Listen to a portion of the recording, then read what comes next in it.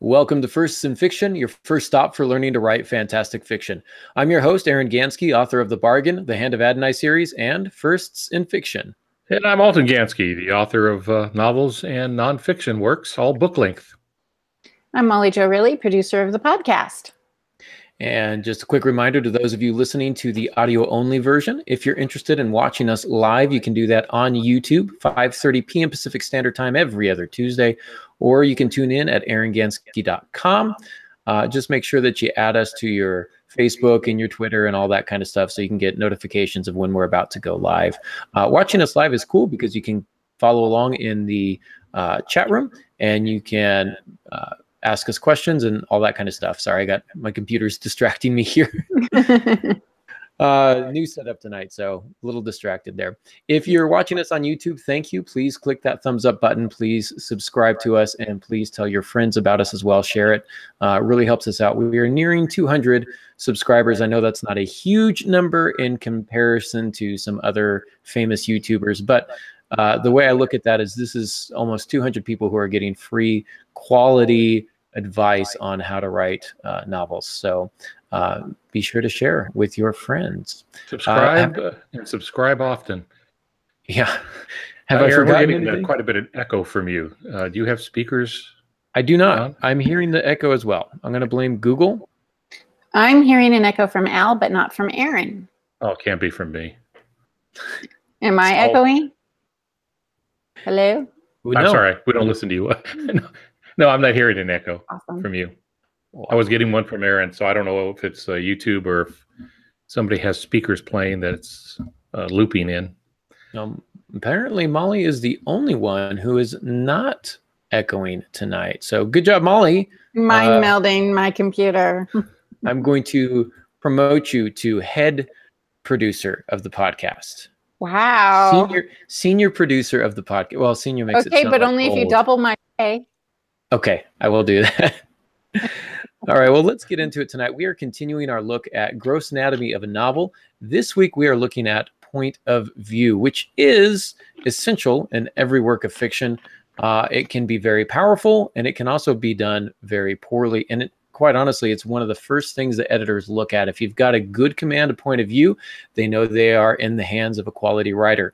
If you are making simple point of view mistakes, they're going to make the assumption that you are not a quality writer. You're probably just a beginner, and that's not the impression you want to leave them with. So what we want to do is leave you by the end of this podcast with a very good, solid understanding of what point of view is and how to work it. So I'm anticipating several questions. We'll try and go quickly so that we can leave time at the end for any questions that pop up in the chat room. I do want to say thank you to all of you joining us tonight live, and hello and welcome and all that good stuff. So let's begin by defining what point of view is. We will probably be referring to this as POV throughout the podcast, just for the sake of easiness and I guess quickness. But simply put, point of view is the eyes through which the narration is seen and then told. It's the character who is embarking on the adventure of your novel. Now, there are three main types, but as you'll see tonight, there's a lot of subtypes that people don't often talk about. Now, the first one, and one of the more subtly complex ones, is first person point of view. This is where the protagonist is narrating the story. So the pronouns that you're going to see here are I, me, and mine, those types of things. It brings up a couple questions about the reliability of the narrator, which we'll get into a little bit later. But it is very useful for things like mysteries and suspense novels. Pops, you got an example here. Partly as a homage to Sue Grafton, who I believe passed away earlier this year. She got into writing. She worked in, I think, screenplays or something for a while. She said, well, anyway, she did mysteries, and she focused on mysteries because they were the most difficult to do. And she thought if she could master that, she could master any kind of storytelling. But she did so well with it, that's pretty much all she stayed with. And so in her first book, A is for alibi. And for those who may not be familiar with Sue Grafton, she did a series of books, and every one is after a letter in the alphabet. So there's A is for alibi. I think it's B is for burglary, and then it goes on through the alphabet. And so I just took the first couple of lines from A is for Alibi, her first book, which she does in first person. And as you said, first person is great for mysteries. Many of them are done in first person. And here's what she wrote. Here's how she began her career in writing. And she begins each book pretty much the same way, phrased differently, but it's pretty much the same way. And her first couple lines are, "My name is Kinsey Milhone. I'm a private investigator, licensed by the state of California. I'm 32 years old, twice divorced, no kids. The day before yesterday, I killed someone, and that fact weighs heavily on my mind." So you can get a sense of how that sounds, and a lot of what point of view is style, and a lot of it's preference. What do you prefer? Most writers prefer to write in a particular point of view. Most prefer to read in a particular point of view. One of the things that we'd like to challenge you to do on this podcast is explore some different options. Pops, thanks for that, because we're going to kind of echo those same first few lines in different point of views to kind of give this idea of difference, the different sound, the different flavor that point of view can give to a text, to a novel. There are several different types of first-person narration, some subtypes, if you will. And the first is an interior monologue. This is where it's almost like stream of consciousness. Think of kind of a James Joyce, William Faulkner-esque kind of tale where the person's thoughts are written down.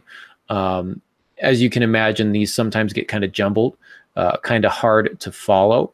But that's an interior monologue where people are kind of running through different options in their mind. Now, to a certain extent, in fiction, you're going to have a lot of interior monologue. Your characters will have a lot of interior monologue where they're trying to make a decision here or there, or they're going to reflect on the way so-and-so's actions have affected them. But the difference here is that the entire novel or the entire short story would be told in this fashion, this interior monologue. So that can be interesting, but it can also be challenging as well. And it's hard to do and hard to pull off because it's hard for the readers to follow, and that can become a chore for them. And most readers are not looking for a chore; they're looking for entertainment. At least are you talking about an interior monologue where the whole book is done like that? Yes. Okay, as opposed to just having what we sometimes call inner monologue. The interior monologue is almost in every kind of book, whether first or third person, or even second person for that matter. But you're talking about the story being told through an inner monologue, right? Right. As opposed to narration and then interrupted sporadically by a moment of interior monologue. So this is more than just a paragraph. This is entire chapters, entire novels written in this form. So where we have in our example from A is from Alibi by Sue Grafton, she starts off, "My name is Kinsey Milhone. I'm a private investigator," and so on. Now is that interior monologue? No, because she's not thinking that. That would be more of a conversational first person. She's almost addressing the reader directly. Yeah. First person narration. Yeah. Yeah. She's almost addressing the reader directly in that case. And so it's more of a conversational tone rather than interior monologue, which she's a storyteller. Yes. Yeah.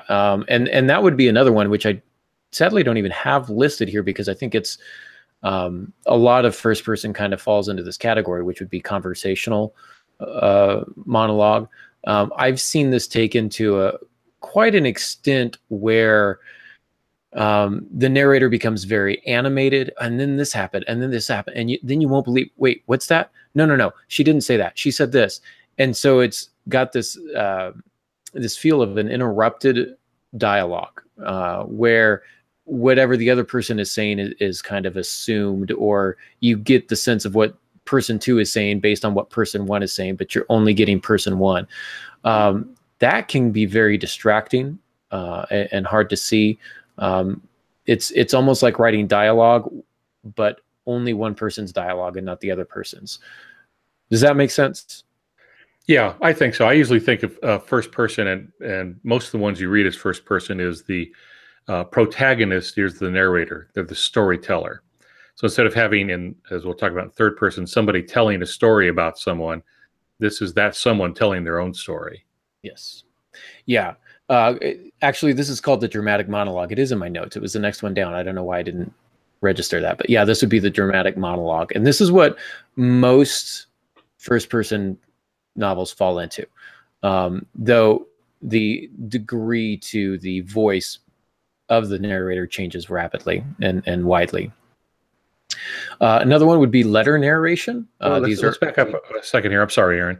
I was just looking at the notes the way it's written here, where it says we overhear one person speaking to another person. That another person is really the reader? It can be the reader. But in the example that I gave earlier about where the narrator is apparently talking to somebody else who is speaking back, that can be where they're having a conversation with someone that's not the reader. I don't necessarily recommend that. Some of these more kind of avant-garde or flashy points of view can sometimes exist in the short story form, and you can sustain it for a few pages here and there, maybe up to 15 to 20 pages. But when you're trying to do an entire novel, it can become distracting. So I wouldn't recommend it for that much. If you're going to have this kind of dramatic monologue, I would say go with the more contemporary, traditional first-person narration, which is, I mean, any book written in first person just about is going to fall into that category if you're looking for an example. Okay, so I'm thinking in Moby Dick, Call Me Ishmael, we have the main character talking to the reader, breaks down that assumed invisible fourth wall and just talks directly to them. Call Me Ishmael, and then it goes on from there. But the dramatic monologue, if I understand it correctly, because that's a new term for me, so I want to make sure I get it right. I'm learning here. Dramatic monologue, we might have somebody sitting in a coffee shop, like the old French movies or something, and that one person begins to tell the other person a story, and that's just recounted on the page. And so we're hearing that conversation, that one-sided conversation. So the primary person then isn't talking to the reader, but talking to another character who really doesn't speak much. Yes. Okay, got it. Thanks. Yeah. So you can imagine them sitting at the coffee shop, and he, the camera pans out as he's putting his coffee down slowly, staring off into the camera, and he begins his story, with someone sitting next to him over here. Or maybe he jumps up on the table, puts his hand out, and begins some great Shakespearean, monologue. I don't know that you need to take it to that extent. That might be a little bit much, but that's kind of the idea. Alas, poor caffeine. I knew it well. Yeah, exactly. Exactly. Nailed it right there. So letter narration, this is often called, Pops, as you would say, epistolary fiction or an epistolary novel, which is a novel written in letters. Are there any examples of that, Aaron? There are. Steve Allman and Juliana Baggett, which brings me to you. I've got to put a little content warning on that, though. That one is definitely an epistolary novel. There are several that have been written in this form. I'm trying to think of a kind of more of a contemporary example. If only there was one that we knew of that was recently being promoted on, I don't know, your Facebook page. Oh, that one. The real question is, are there any good ones? No. No, these are all terrible. Don't waste your time. My novel, Heart Song, which I wrote with Kay Morrison, Cindy Sproles, is done in an epistolary form. For the most part, I call it it's very postmodern, in that we mix. We do have some epistolary scenes. We have some that are just straight narration. We have some text messages, some phone transcripts. So it's very kind of post-contemporary, postmodern, whatever you want to call it in that regard. But it began as a straight epistolary novel where it was only the letters back and forth. And this is kind of fun because you get to see the relationship building between the two people. You have two protagonists, and it can just be kind of fun. So it's not done much anymore. But I still think that there can be a place for it. Historical novels will make use of this quite often. Or you'll see there will be letters that are interposed. Frankenstein begins with a series of letters between a ship's captain and his sister. And then you get letters between Frankenstein and his cousin, and back and forth, stuff like that. So there are some letter narration things out there. It was a lot more in fashion back in the day when people actually wrote letters before the internet destroyed every fiber of what it meant to be connected to someone across the distances through paper and ink. Yeah. So there's no confusion. Frankenstein is not the monster. Frankenstein is the creator of the monster. Some people get confused. They think Frankenstein is the monster. Technically, I believe the book was originally called Frankenstein's Monster, or something like that. But yeah, the modern day Prometheus. I didn't want somebody getting confused later saying, well, that doesn't make sense. So Frankenstein's not the monster. It's the guy who created the monster. And if you read the book, the creature is actually rather eloquent. It's probably as smart or smarter than Frankenstein in a lot of ways. They have a lot of really great, intelligent discourse before they start trying to kill each other. It's nice. Just finished reading it. So Frankenstein, 2 thumbs up. The next one is the diary narration. And this is pretty straightforward. These are just entries in a diary. These can be fun. I think Perks of Being a Wallflower is told in a kind of a diary narration, somebody writing in a journal. So those can be fun as well. Subjective narration. And Molly, you have an interesting question here. A subjective narration says it's one person, this is one person's side of an event, and therefore it's subjective or unreliable. Right. And I said, well, isn't that what most first person POV is anyway? I mean, technically, all first-person point of view is unreliable, told by unreliable narrators, because it is just the one person's point of view. Exactly. Now, the degrees of unreliability, and I guess I just want to confirm that you're going to confuse me in the next 5 minutes. I was only going to take 2. Yeah, so it's going to be a good 10-minute headache for me. Continue. Work quickly. The degree of reliability. So when we talk about the reliability of the narrator, what we're talking about is the reader's ability to trust what is being said.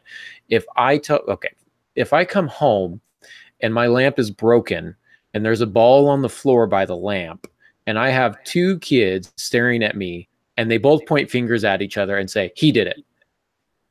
Is either one of them lying? Not necessarily. Maybe one threw the ball and they threw it improperly, or maybe the other one should have caught it before it hit the lamp but didn't. Whatever the case may be, when they say it was his fault, in their mind, they are probably not lying. They're telling the truth, but it's a subjective account of what actually happened. Can I, as a parent, trust what my children are saying? And the answer is, it depends on the child. Now, as a reader, our question is, can we trust the narrator? And for the most part, the answer is yes. If we're talking about A is for alibi, yes, she's a detective. You know, she seems to be in her right mind. We're probably okay. Contrast that with Edgar Allan Poe's The Telltale Heart, which begins with something to the effect of, I had to kill him because of the vulture eye. Well, I don't think this person's really playing poker with a full deck, if you will. This person is probably not all there. The Cask of Amontillado is the same way. If you read a lot of Poe's work, many of his protagonists are mentally tortured. They are unreliable in that way.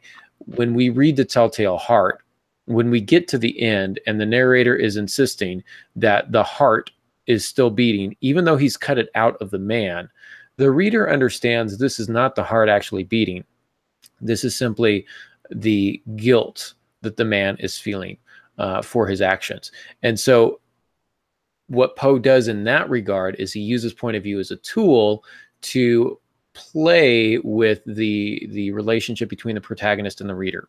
Poe understands that the reader doesn't trust the narrator, and that's what makes the story interesting, is that there's a tension between the reader and the narrator. Does that make sense? Yeah, it does. And maybe to clarify a little bit, subjective as in the opposite of objective. So when you have an objective narrator, he doesn't have a dog in the fight, as they say. That's probably not a good illustration anymore, but you know, he doesn't have a vested interest in the story, where a subjective narrator has an interest in the story, and therefore the comments are often colored by his perspective. So if he's slightly off kilter, he will see things differently than what we might expect, and so you have to, as a reader, take that into account. So it's important to establish that early on, that maybe something isn't hitting on all cylinders there. And that can be challenging to do efficiently and effectively, and in a way that's interesting. It is a challenge. It's something, again, that I could recommend for the short story form. It can be done in the long form. Chuck P, I'll call him the guy who wrote Fight Club, often does this.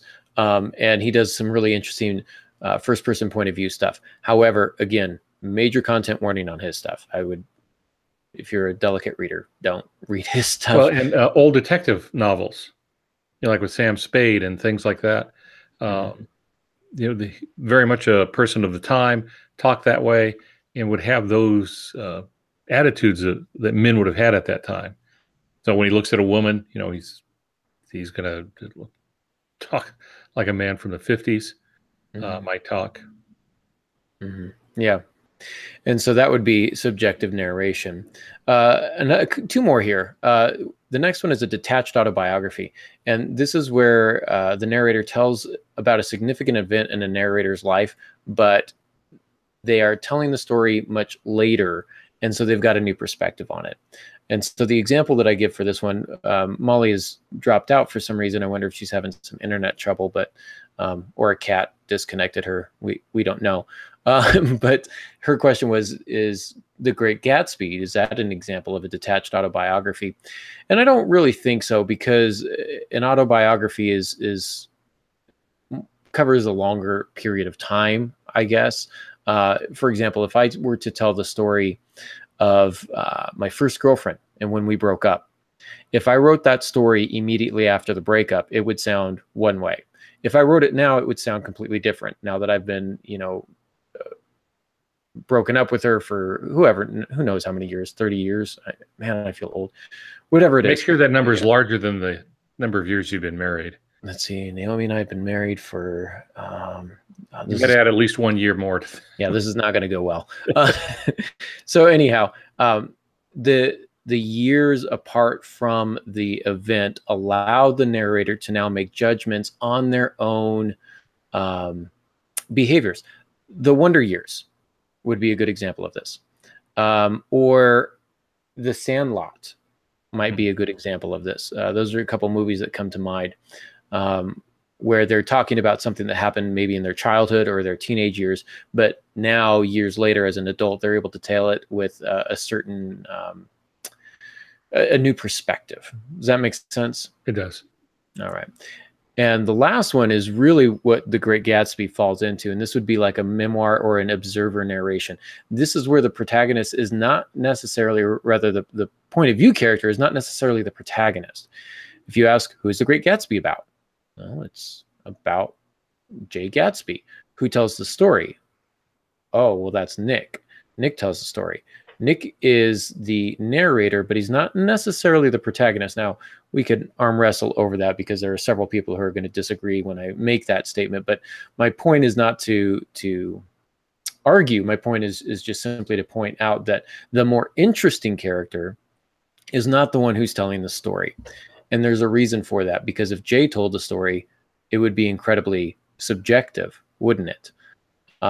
So when Nick tells the story, it allows us to have that one person remove, and now it's more of an observer narration. So the first person narrator is now more objective and can make judgments about the way Jay is behaving, the way Daisy is behaving, the way Tom is behaving. Jay is Gatsby. Jay is Gatsby. Yeah, I apologize. So Nick can make judgments about how Gatsby is behaving, how Daisy is behaving, how Tom, Daisy's husband, is behaving, etc. Because he's not necessarily involved in that particular love triangle. He's kind of outside of it and can say some important and interesting things. Make sense? It does. I'm going to back us up just a little bit to subjective narration. Would Nero Wolfe fall in that? Or Nero Wolfe is really the hero, the Nero Wolfe mysteries, but Archie Goodwin is the storyteller. Yeah, I would call that memoir or observer narration, or observer narration. Yeah. Okay, yeah, because it is all first person from his point of view, from not Nero Wolfe's point of view, but Archie Goodwin's point of view. But that's how and the only way we would ever get a clear vision of Nero Wolfe. Right. That makes that series of stories so great. Yeah. This is really interesting to do, and it's something to consider when you're setting out to choose your point of view. Ask yourself who your protagonist is, and then ask if they're the best person to tell the story. We normally don't think about that. Well, let me ask you this then. Now, we've talked about first person and some of its variations, some of its facets.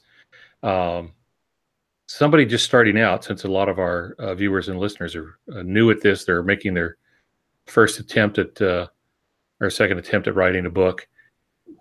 Which first person facet would you recommend to them? I think so. The newbie, I think that's a pretty complex question. I'm going to try and give a fairly, I mean, it's a simple question, but the answer that I want to give is super complex. So here's what I would say. If you're working on something, you've got a project that you absolutely love, you've probably already written a few pages in a particular point of view. We'll talk later about how to choose which one's right for your story. But some of the questions that I think are important is who's the best person to tell this story? If you are a new writer, most new writers gravitate toward first person because it's easiest. They like to put themselves into the shoes of the protagonist. They like to kind of live out this adventure. They forget that they're writing for a reader, though. And so the type of first person that they write is sometimes not super compelling. It can be pretty cliche. So what I would recommend is this. Write the story that you love the way you love writing it. Whether that's first person, second person, third person, I don't care. Be consistent in it. Start it and write it and love it. But then try a couple short works, a 2-page story, a 3-page story, a 5-page story, where you're actively challenging yourself to choose a different point of view. And basically just, it's batting practice. Okay, change up your stance a little bit, change up your grip a little bit, change your follow through a little bit, and see what results in hits, see what results in home runs. Are you proud of me for using a baseball metaphor, Pops? I am. I'm just beside myself. So don't get used to it.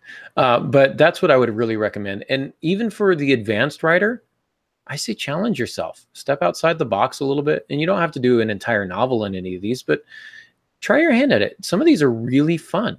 And they're not just fun to write, they're actually fun to read as well. And so challenge yourself and try doing stories in different points of view. And I would suggest if you're going to do first person and you're new at writing, go with the simple first person. Mm-hmm. And I wouldn't worry too much about these other facets because you're going to have to convince an editor you can write. You know, once you're well established, then you can maybe move into some of these others. And but unless you're just really talented in it, that happens every once in a while. But I would start with the simple first person, where you have the primary character telling the story. Mm-hmm. And then you can, move on to the other things, but get that down if you're going to do first person. Well said, Pops. I agree. Second person. This is where the reader is the protagonist. Now, the pronouns that you would use for this are you and your. Now, Pops, you and I have very differing opinions on second person, and you've actually made very much the majority of the notes here, and they're fantastic. They are spot on. I'm not sure why these weren't in my original notes. I'm kind of mad about that, but I'm going to let you read it, and then from this point forward, I'm going to take credit for everything that you've put together. Does that make sense? Yeah, that's fine. That's fine. Right. Okay, that's what I do. You can't create your own glory; steal someone else's. There you go. The second person is reader is the protagonist, and you're writing as though the reader is the one that's the character in the book, and that's why the you and the your. Before we get an example of that, just a few warnings in this this can be confusing. It's especially for readers. And if you search the internet for second person, you'll find a very broad definition. And in fact, technically what I just said was in the second person. This sentence was written in the imperative second person point of view, which I'll describe in a second. So search the internet, and that puts it, I'm saying you search the internet. Now, that's really second person, and it's the imperative. Imperative second person is often used in advertising. And so we need to distinguish between the imperative second person which you really don't use in fiction. You use a different type of second person. In advertising, for example, there's a sit down, put your feet up, rest, you deserve it. The imperative means you're giving direction or you're giving an order. So they'll sometimes do that in advertising. In fiction, though, you're describing action as though the reader were the character. So every action that your protagonist makes, the reader reads it as though they're doing it. They're the character. So they identify with that character. So imperative mood just indicates a command or a direction given. And as I said, advertising makes use of this. Fly the friendly skies. It's kind of like an imperative. It's almost an order. Add 5 pounds of butter and a rasher of bacon, then stir. Recipes are done often in a second person imperative. It is, they're giving you instructions of what to do.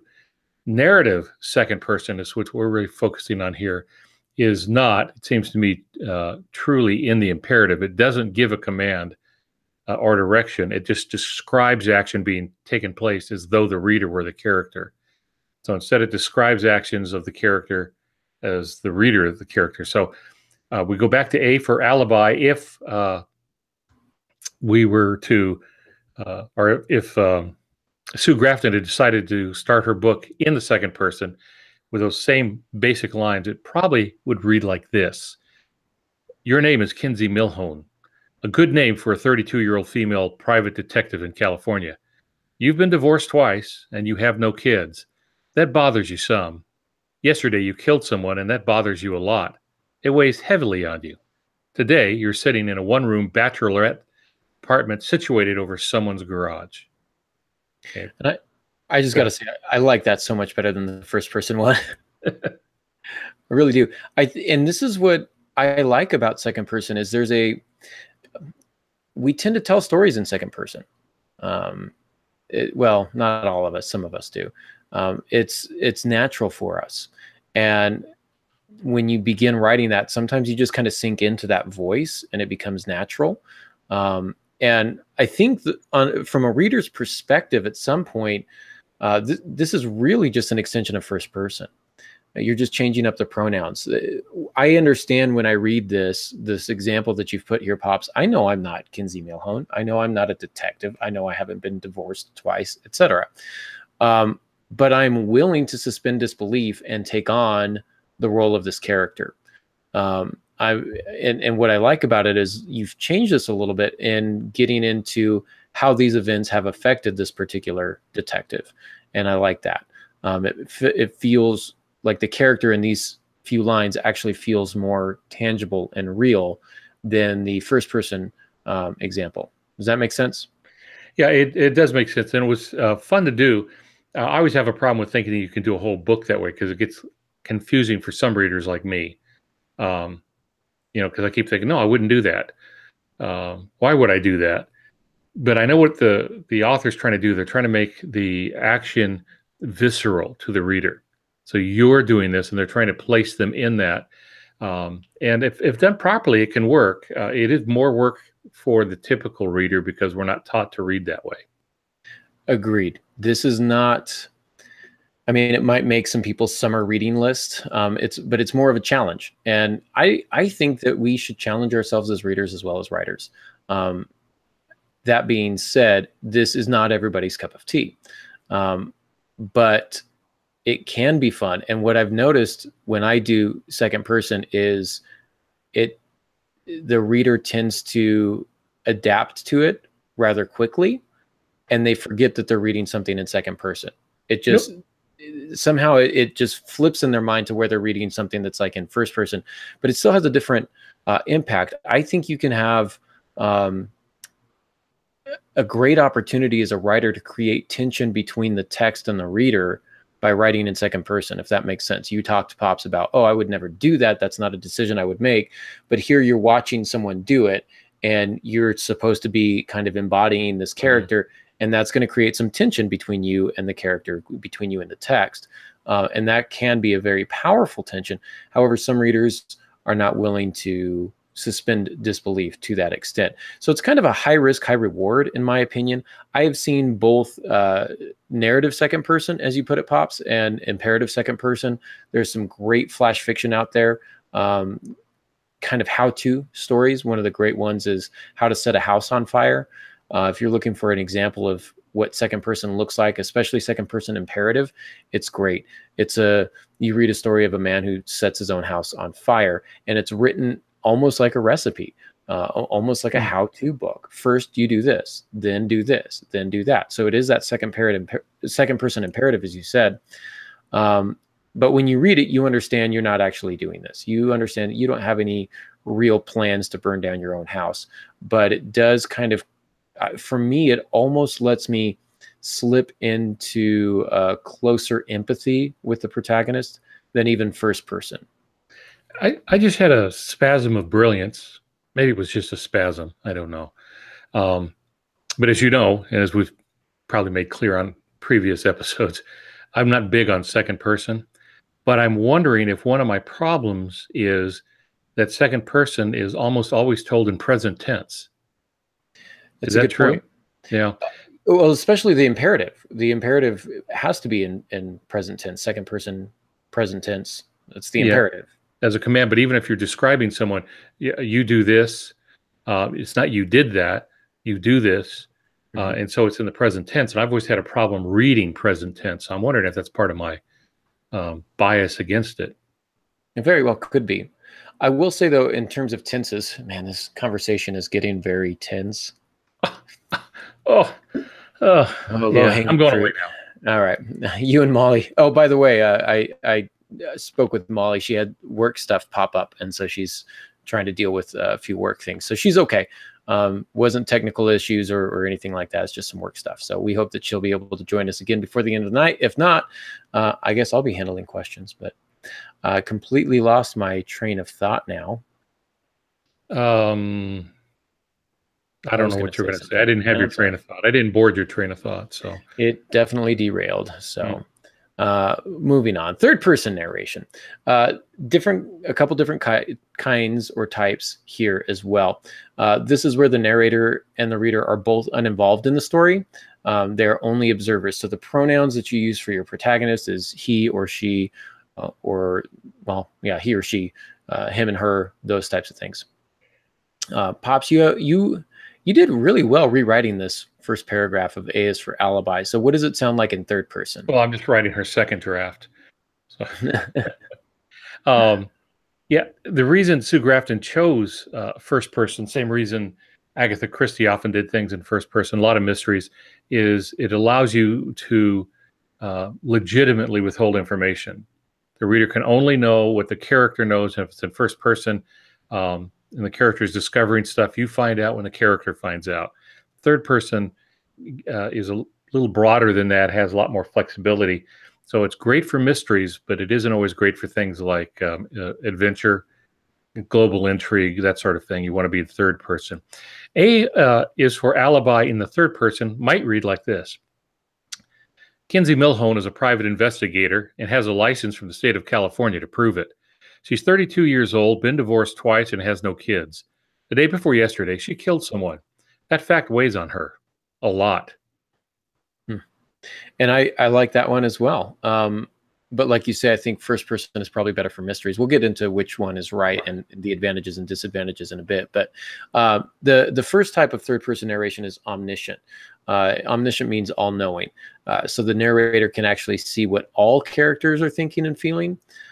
However, a bit of a caveat in contemporary fiction, this is kind of a no-no where you do head hopping, where you tell me what Bob is thinking, and then in the next paragraph, you tell me what Sally is thinking, and then in the next paragraph, you tell me what Billy Sue is thinking. I don't know why he has such a weird name, maybe.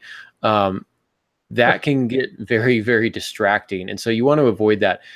Technically speaking, something like the Game of Thrones series is the first one that pops to my mind. Content warning, where you have multiple chapters told from the first person, or not first person, the third person perspective of a particular character. So it's a third person limited point of view in every chapter, but because all of the chapters go together, the entire novel, arguably, is third-person omniscient. I typically call that third-person limited synoptic or something like that. I've tried to come up with some sort of fancy term that makes me sound smart, but really what it means is you just have chapters and scenes that are told from a third-person limited perspective.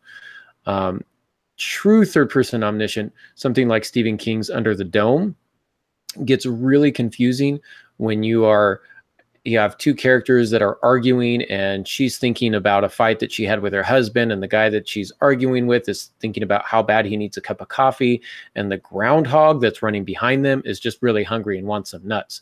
It's so hard to follow. It can be really confusing.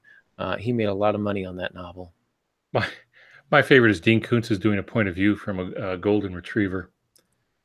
It was one of the best passages I ever read because it was just hilarious. And I think he did a masterful job of it. Yeah, you couldn't do that in every book, but it was this one time, this one off was just great with that. And you're right about that head hopping becomes a problem.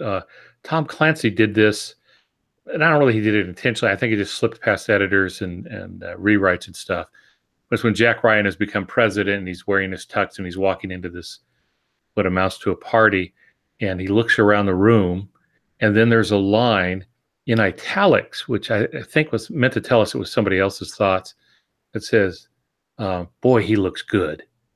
And when I read it, my first thought is, why is Jack Ryan thinking some guy looks good in his... It just seemed out of character to me. Then I realized it was a female Secret Service person. And I think it's the only time in the book that he did it. The Secret Service, a female Secret Service agent was there, or officer was there, looking at him enter. And they jumped into her head for one line and then back out. And that gets very confusing because I remember distinctly, this was years ago, and I froze and I had to sit there and think about it for a second. So it pulled me out of the story. So definitely don't want to head hop really ever. There's no advantage to it. Even with, when you have the career that Stephen King has, you do what you want. And a lot of people really, really love Under the Dome. I was distracted by the head hopping in it, especially when you have a conversation with 3 or 4 people and they all have their own motivations. One of the problems with it is it adds a lot of characters. So even if you have 2 people talking, well, they know people. And so if Sally starts thinking about Billy, but she's talking to Sam, who's thinking about Susie, and then how Susie got together with, Bobby, I can't even think of all the names. Now it's trying to track all these different things. And that can be, that's the bad kind of challenge. That's the kind of challenge where the editor thinks this person doesn't know what they're doing. This is too convoluted and complicated, and it doesn't make sense. It's jumbled. And if we can't make sense of it very easily, then it's probably something that we're going to put away. Well, the editor's next thought is this is going to take a lot of editing. Yes. So the question is now, why do I want to take a book that it's going to need a lot of editing and not just move on and find one that doesn't? Right. Okay, so, that is one of the things that will get you bounced out of the potential publication out of the publishing house very quickly, is if you do that too often.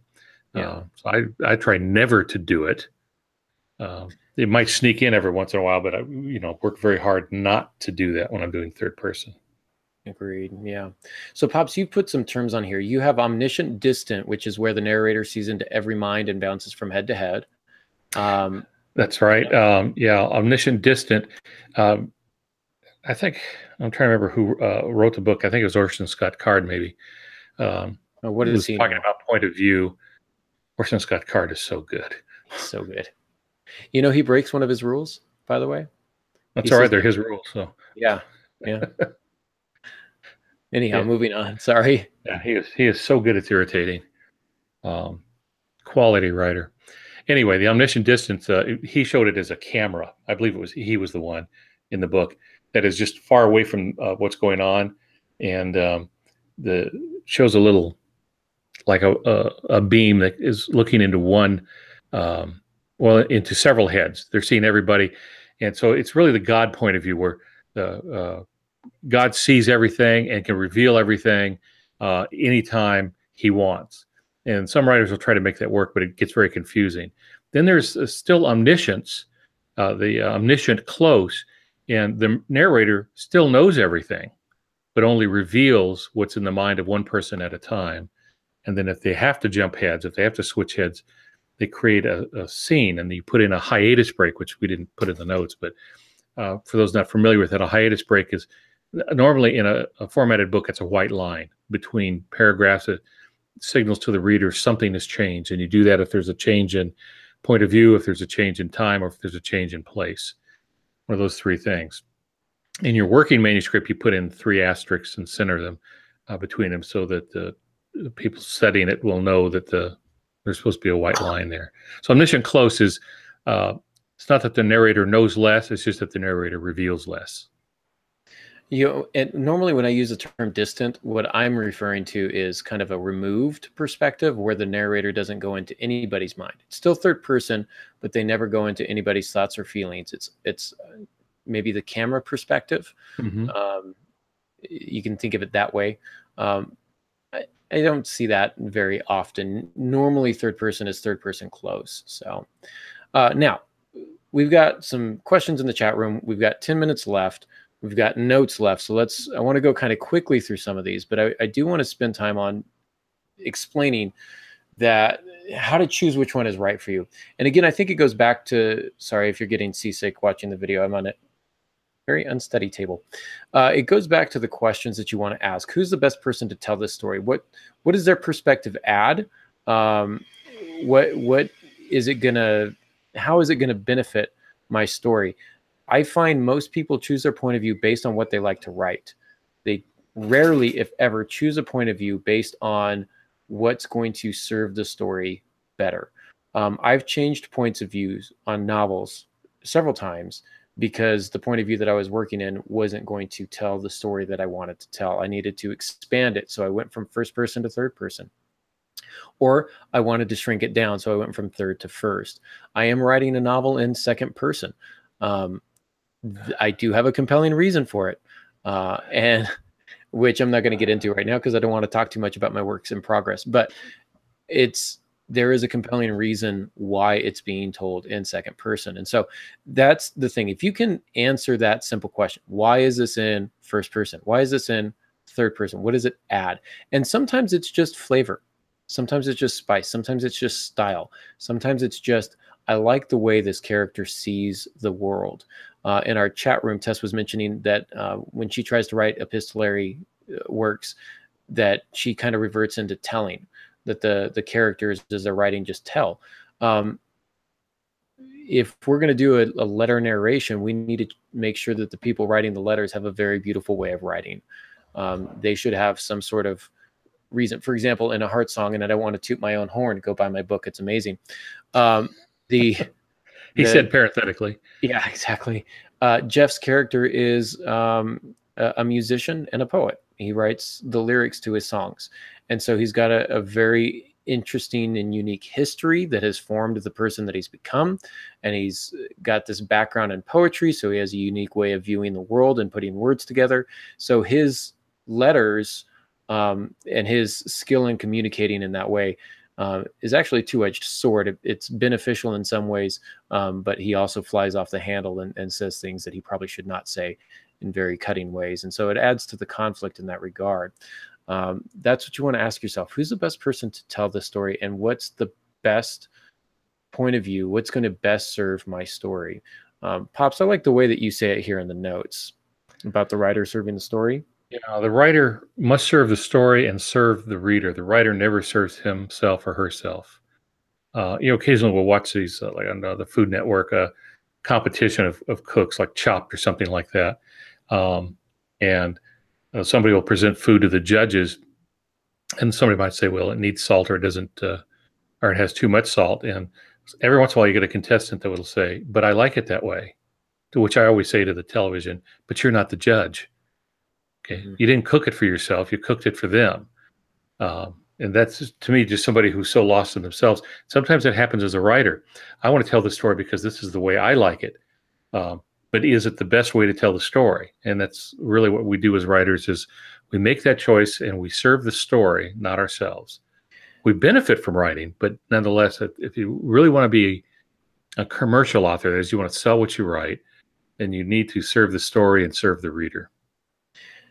And oftentimes especially if you become defensive as a writer with an editor, things are not going to end well. Be willing to listen to some criticism. These people know what they're talking about. For the most part, they know what they're talking about. And here's my question to when people say that. I say, this story really needs to be in third person. Oh, no, I like first person better. You like first person better because it's easier. This story needs to be in third person. Well, I like it this way. Have you tried the other way? No. Go try it the other way. And then you tell me which one is better.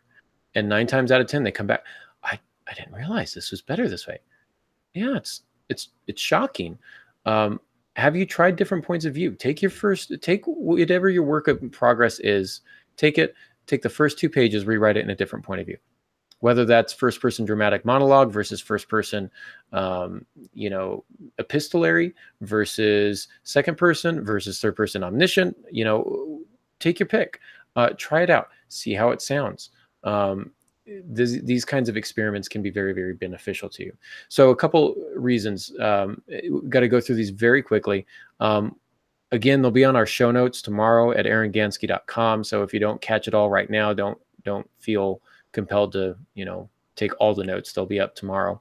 But first person, we've talked about this before. This really helps develop a close bond between the protagonist and the reader. This really encourages reader empathy almost immediately for whatever reason. And the people who love first person swear by it, both readers and writers. It can allow us, as we said earlier, to conceal information, which properly, not just hiding information because we're jerks as writers, but hiding information because the character genuinely doesn't know it. It's limited in scope, which means your books are probably going to be a little bit shorter. You might have a smaller cast of characters. We might not get, as readers, we might not get to spend as much time with other characters. So if you have some side characters that you really want to develop, maybe you can kind of expand into third person and tell a chapter from one of their points of view, if their point of view is going to add something to the story. Conversely, if you're in third person and you've got a point of view character that's not adding anything to the story, maybe that character needs to go. This is going to sound awful, but I was working with a writer, and she asked me what I thought of her work, this story that she had written. And I said, you've got 7 characters, you need 3. And I told her to kill off over 50% of her characters, just get rid of them. And it seemed very, very harsh. And I hated saying it. I was like, first of all, understand that I love you. Second of all, these 4 characters need to go. And she wrote back and she said, you're exactly right. She did it. The story was a lot stronger. So first person, sometimes that smaller cast of characters is a benefit. Sometimes it's a detriment. The Lord of the Rings could never have been done in first person, because you wouldn't get all the wonderful story elements in it. So those are some benefits to first person. First person, by the way, I just want to say this, and I want to get into it because Pops and I were having this conversation earlier about clunky first person narration. People say first person narration is the easiest to write in. No, it's the easiest to do poorly. It comes naturally, but good first-person narration does not come naturally. First-person narration is not intuitive, no matter what you may think. It can be done poorly, and a bad first-person novel is really, really hard to read. So be warned about that. Be cautious with that. If you're going to write in first person, don't do it because it comes easy. If it comes easily, you might want to start asking yourself, am I doing it right? Because good first person is never easy to write. It's always a challenge. Does that make sense?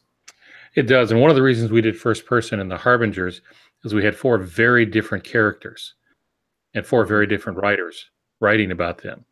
So 3 out of the 4 stories that would make up a set, novellas that would make up the whole book, you have people describing my character. 3 out of 4 of them describe my character from the outside, from their point of view in each of the books.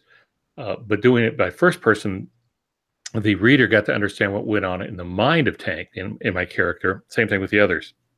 So it was very advantageous for the reader for us to do it that way. It would have been much weaker in third person.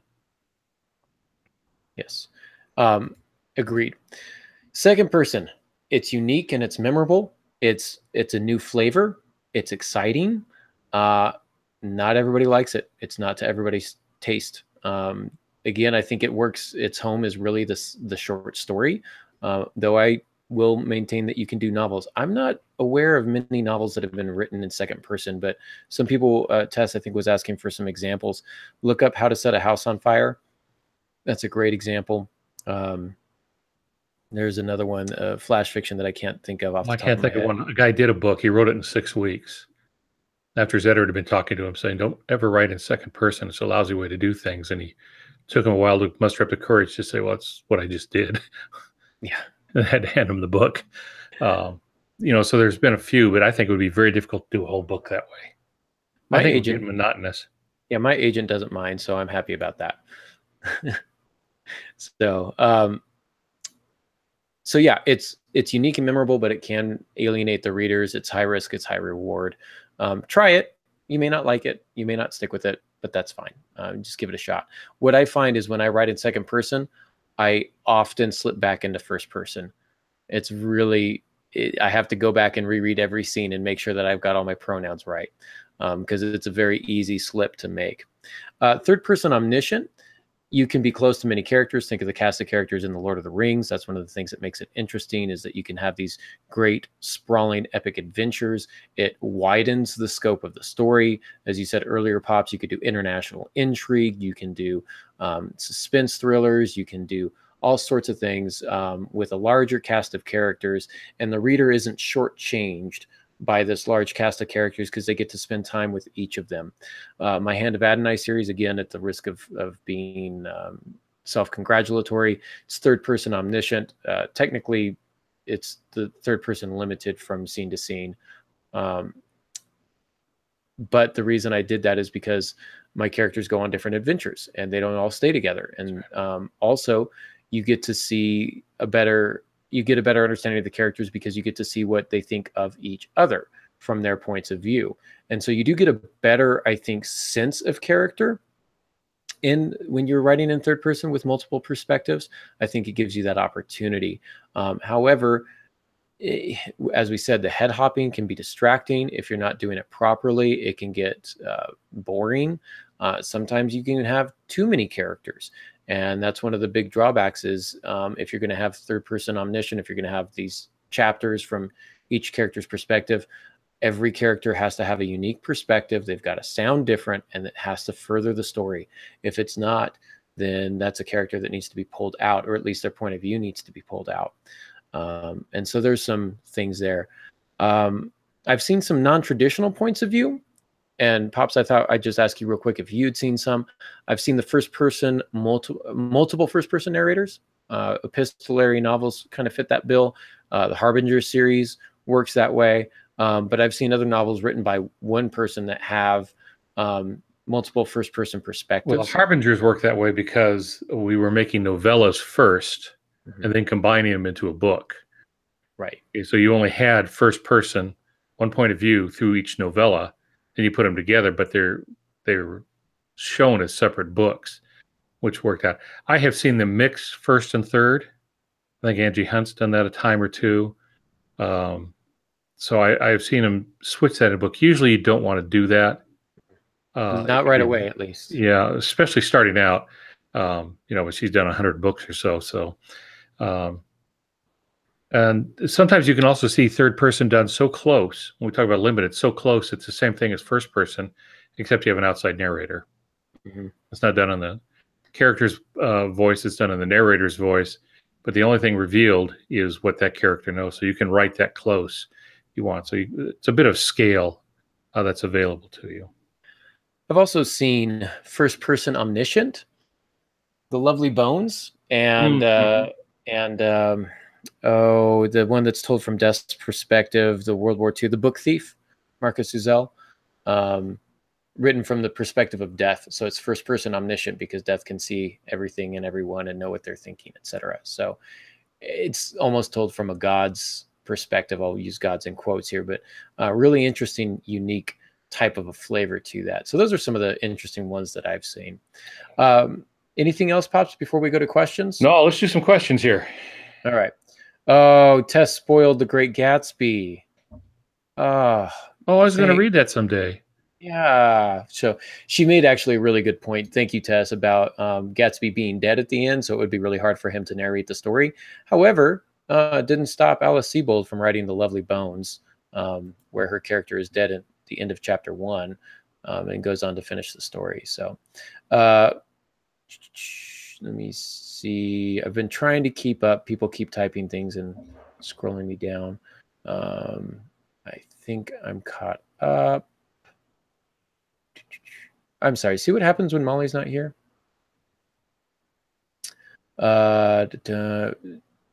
Dave was asking. Oh, Dave says second person has an immediacy. It is second person present more often than not. Dave says, why can we get away with these avant-garde techniques in short stories but not in novels? Is it because the short story is shorter? And I would say yes, it is. It doesn't wear the reader out. Yeah, they'll get to the end of the short story and go, wow, that was really unique. But if they have to read that for 350 pages, they might start thinking, okay, I get it. You're cute. So there's some stuff that you can get away with in the shorter form that's a little harder to get away with in novels. Doesn't mean you can't do it. It just means that it's tougher to do. Let's see. Kim Rivery is on. Hello, Kim. This is her first time on live, which is great. I think she may have a question a little bit later.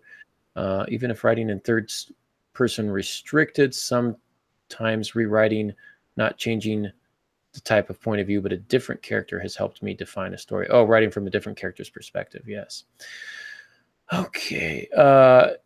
Lauren says, now I'm curious what makes first person poorly done versus well done. Oh man, that's a topic for another podcast, Lawrence.